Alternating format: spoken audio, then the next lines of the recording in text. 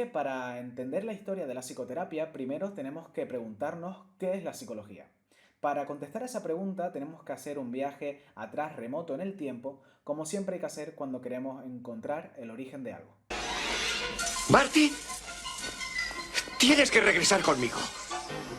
Nos remontamos a la antigua Grecia, lenguaje que dio a luz a esta palabra, la cual es una unión entre psique, que significa alma, espíritu o mente, y logos, que significa estudio o tratado de algo en concreto.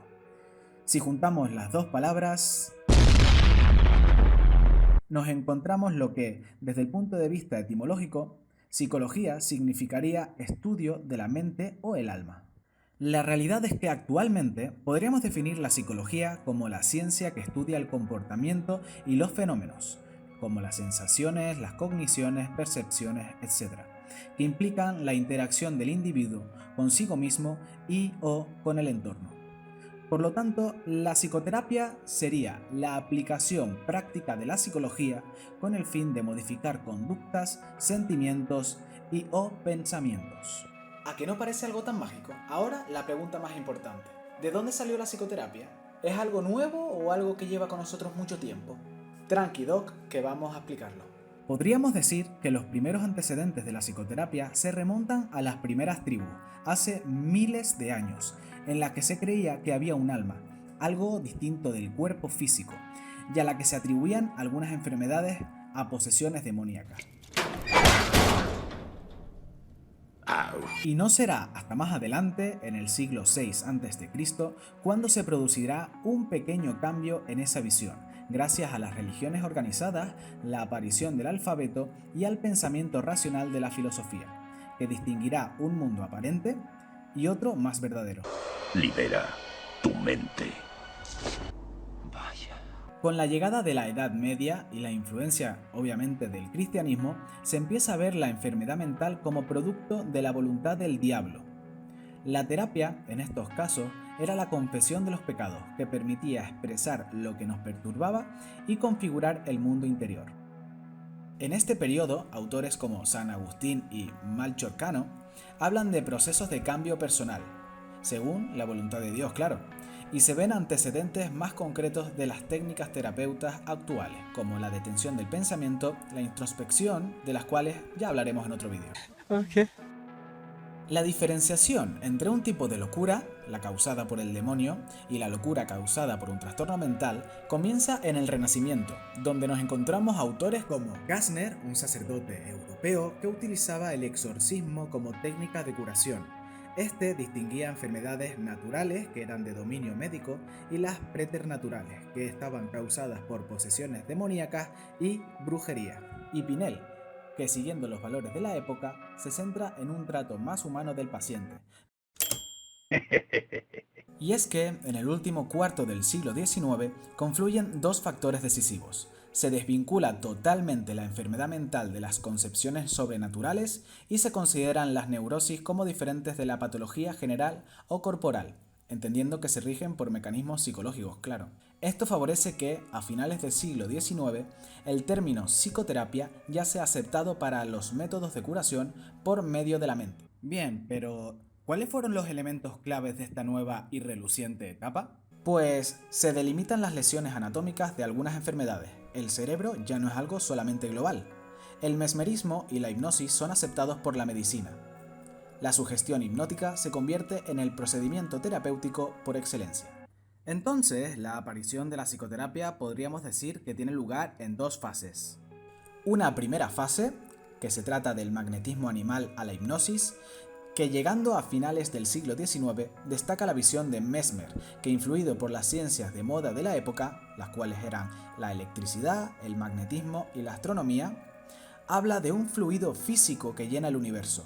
Por lo tanto, rechaza la idea de enfermedad mental como posesión demoníaca y atribuye la causa a un desequilibrio en este fluido. La cura, entonces, consistía en la reequilibración de ese fluido mediante el uso de imanes, presión en el vientre, ingesta de fluidos, etc.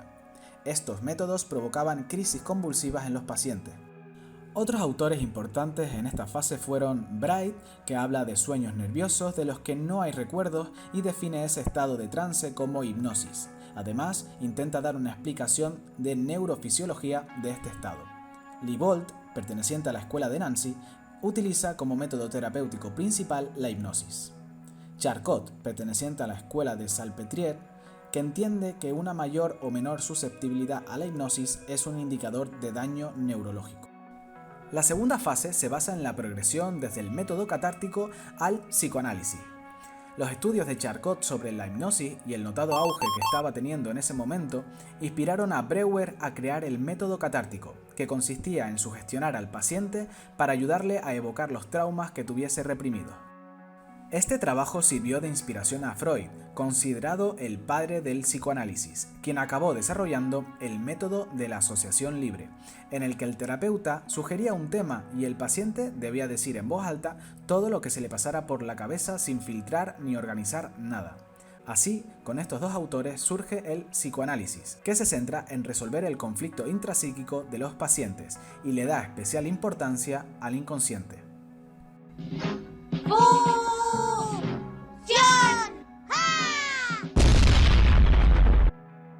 Y desde aquí, ¿cómo sigue la historia? A principios del siglo XX se comienza a producir una separación entre la psicología aplicada a la terapia, es decir, la profesional, y la psicología aplicada a la investigación y divulgación, es más, la académica y la experimental.